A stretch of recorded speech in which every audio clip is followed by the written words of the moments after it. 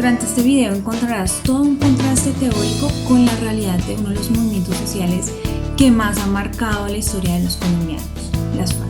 Este contraste realidad-teoría estará sustentado con teóricos como Walter Frankenberg y su posición frente a la teoría crítica. Con Hannah Arendt se sustenta la teoría de la gobernabilidad, la gobernanza, la política y lo político. Basados en Pierre Bourdieu, se analizará la teoría de los campos en el movimiento social Fuerzas Armadas Revolucionarias de Colombia.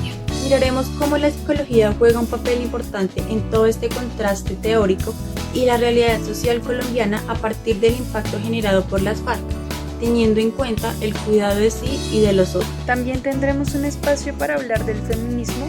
Hablaremos sobre la inflexión colonial en las FARC. Veamos. 11 compases, doble media vuelta.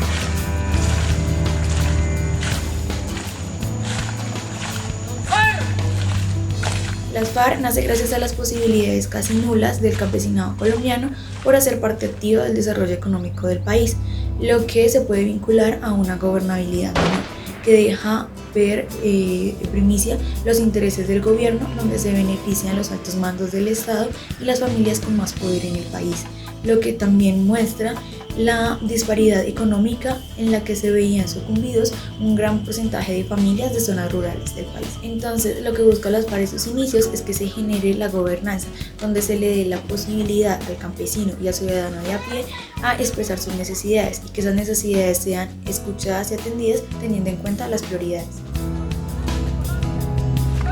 Ejército del pueblo, con vista a la derecha.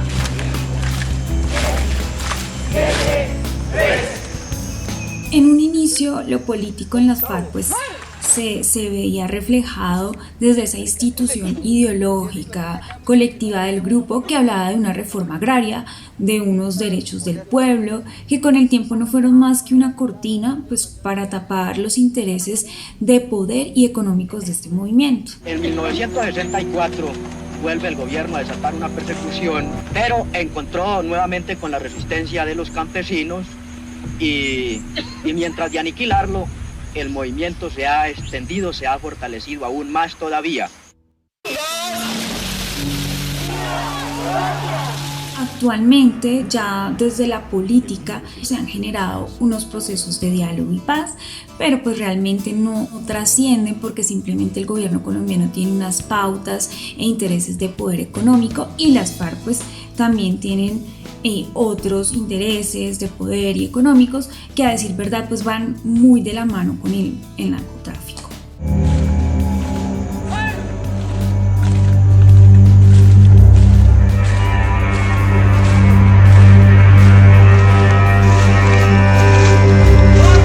Teniendo en cuenta un poco lo que se ha hablado en el ítem de lo político y la política, la gobernabilidad, la gobernanza,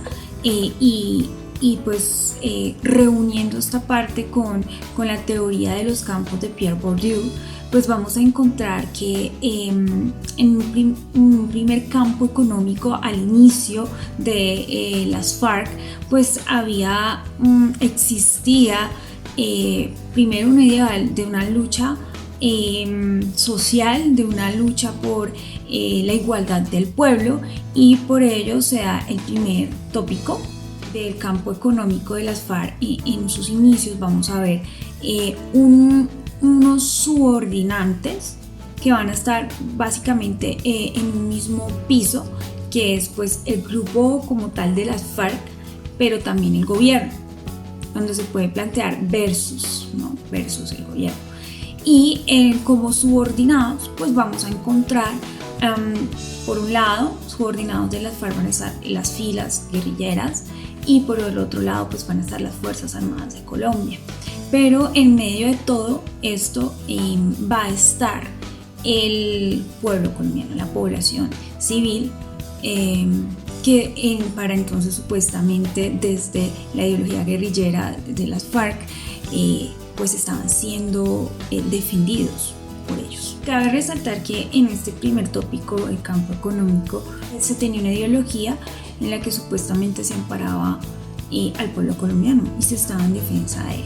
Sin embargo, esto con el tiempo pasa a ser como una cortina de humo de este grupo, de este movimiento guerrillero, que empieza a tener otros ideales, que empieza a tener otros intereses, con ese deseo de entrar al poder y de ser totalmente el subordinante, o sea, volar esta parte del gobierno y quedar como ellos, unos subordinantes, porque desde ellos pues se iba a poder mejorar la situación social del país.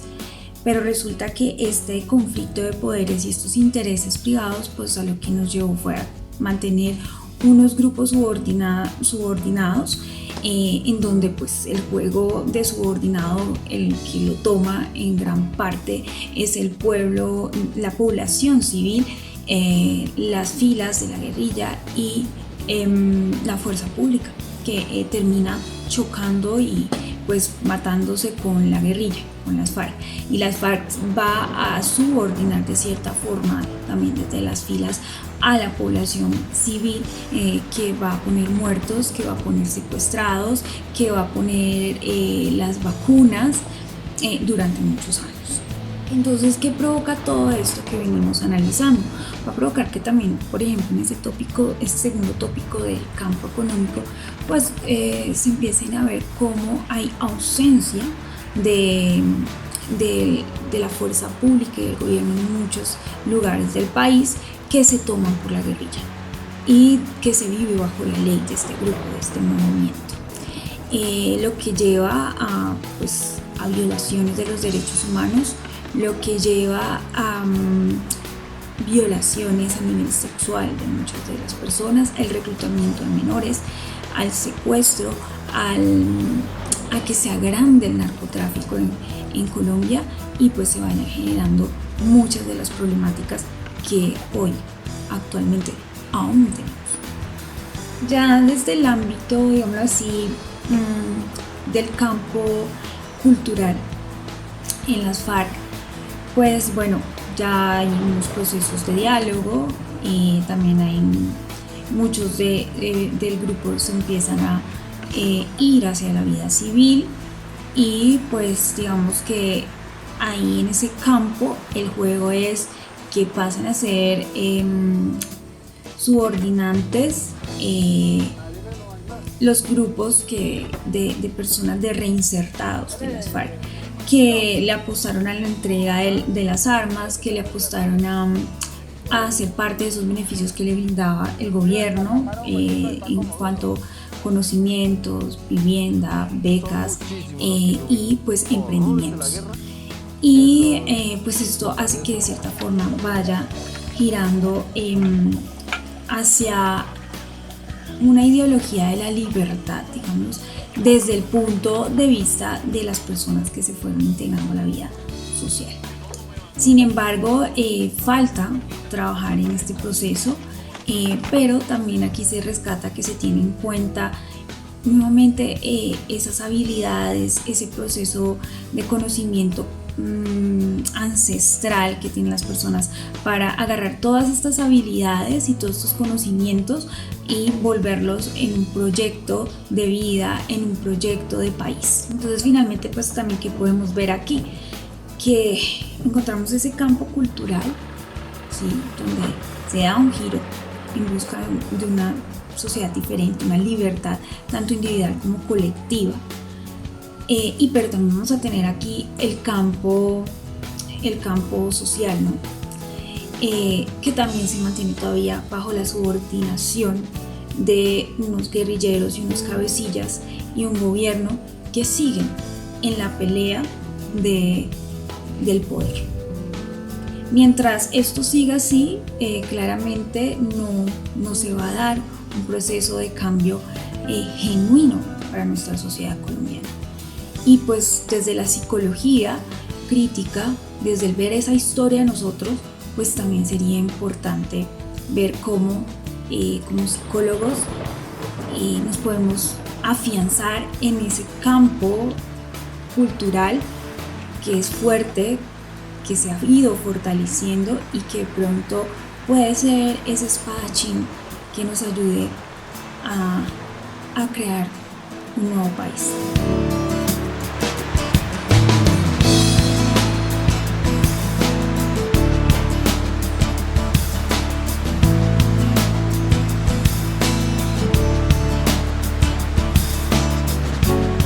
desarrollo de este punto es importante traer a colación el acuerdo de paz firmado el 24 de noviembre de 2016 en el gobierno del expresidente Santos. Ahora vamos a decidir entre todos cuál es el camino que debemos tomar para que la paz, esa paz que todos queremos, sea posible y salga todavía más fortalecida de esta situación.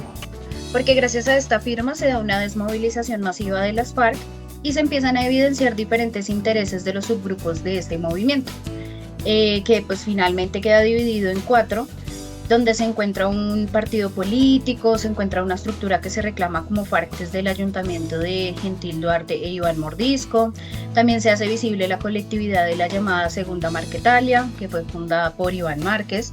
Y finalmente se pone al manifiesto una buena mayoría de guerrilleros y guerrilleras que se unen, desobedecen a su partido político, se autodenominan disidencia de las FARC y siguen ideologías tradicionales que según ellos son el eje fundamental de su movimiento.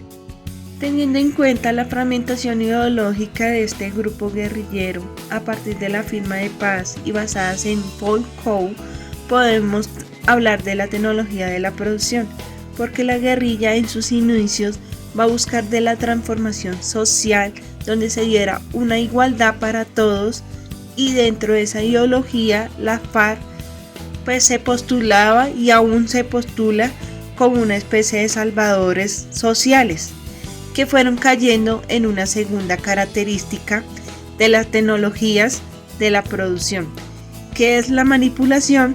De esta forma, la ideología de esta organización se desdibujó. Las FARC han dado un giro ideológico, tienen intereses económicos de por medio y quieren el poder sin pensar realmente en el bienestar del pueblo colombiano. Esta parte hace que ellos tengan una resignificación ideológica y cognitiva. Unos están seguros de ser los salvadores del pueblo y otros manifiestan desde un discurso justiciero.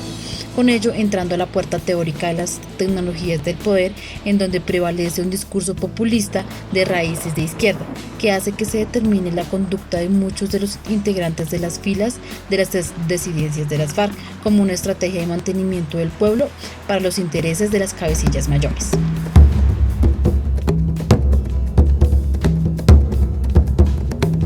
Ya les he dicho, tenemos 8 estructuras. Pero al menos dígame cuánto han crecido en porcentaje desde que la firma del acuerdo. Nosotros hemos crecido por ahí en un 60-70% de lo que nosotros quedamos.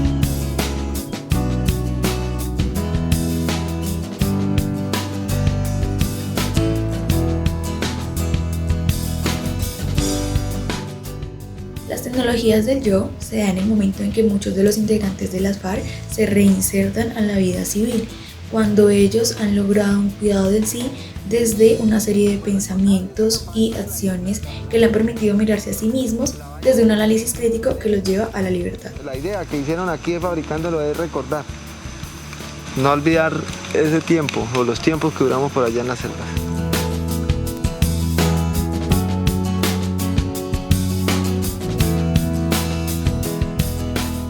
Pensemos la mujer como sujeto de un conflicto. Entonces, haciendo un sondeo de los discursos de mujeres combatientes y excombatientes de las Fuerzas Armadas Revolucionarias, logramos ver cómo la ideología discursiva de esta guerrilla aplica para labores generales como el mantenimiento que reciben para combatir, el ayudar en el mantenimiento del campamento, pero esta igualdad no se emplea cuando se trata de violación, de aborto, mando y jerarquías. La mujer guerrillera de esta organización es víctima de discriminación que dentro del grupo se naturaliza. No hay un instante en la vida en que no nos despertemos o no nos acostemos y no tengamos un sueño con algo de lo que pasó en ese momento. Si no fueron repetitivas, fueron 30, 40, 50 veces. Imagínate, yo sufrí violaciones desde los 11 años hasta los 22, que fue la última vez que yo, por no dejarme violar, le disparé a un comandante, como lo hicieron conmigo, lo hicieron con muchas guerrilleras. La multidimensionalidad que menciona Montero está muy ligada con la desmovilización de las mujeres de las FARC. Aquí entra, por ejemplo, el ímpetu de hacer cambios desde la movilización de grupos feministas que han apoyado a muchas de las exguerrilleras que se han desmovilizado. También están los grupos de mujeres excombatientes que hoy lideran proyectos que van en busca de la transformación de estas mujeres. Buscan un cambio social desde la igualdad y la justicia en el buen sentido de la palabra.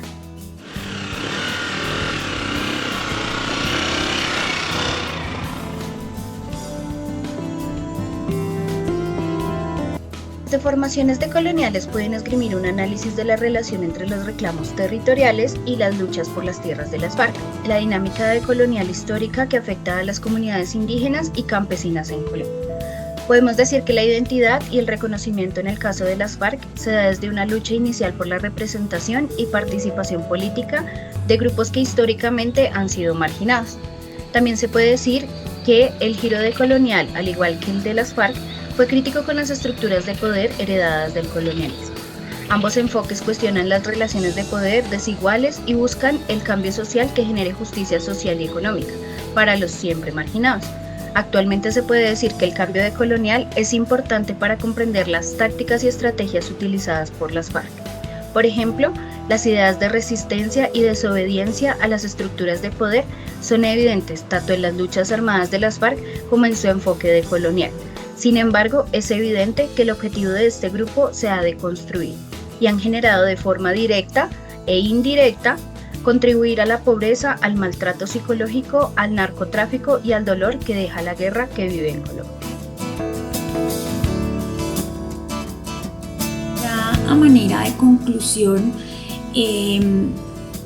como psicólogas y teniendo en cuenta la teoría de la psicología crítica, en este proceso de análisis que hicimos, este movimiento de las FARC, el podernos salir a mirar con otras gafas, a mirar desde la historia de la creación de este movimiento, podemos decir que esa lucha por la que se empieza el movimiento de las FARC es una lucha que es un sueño para muchos colombianos, para la mayoría de los colombianos de bien, querer igualdad para nuestro país, querer paz para nuestro país, querer dejar en el olvido y atrás lo que es un secuestro, lo que es un asesinato a un familiar, a un amigo. Ese sueño de podernos abrazar como pueblo colombiano, ¿no? Para entonces era también un gran ideal que desde el verso poético de lo que soñamos los colombianos, pues sería muy atractivo y fue muy atractivo desde esa ideología que planteaba la guerrilla.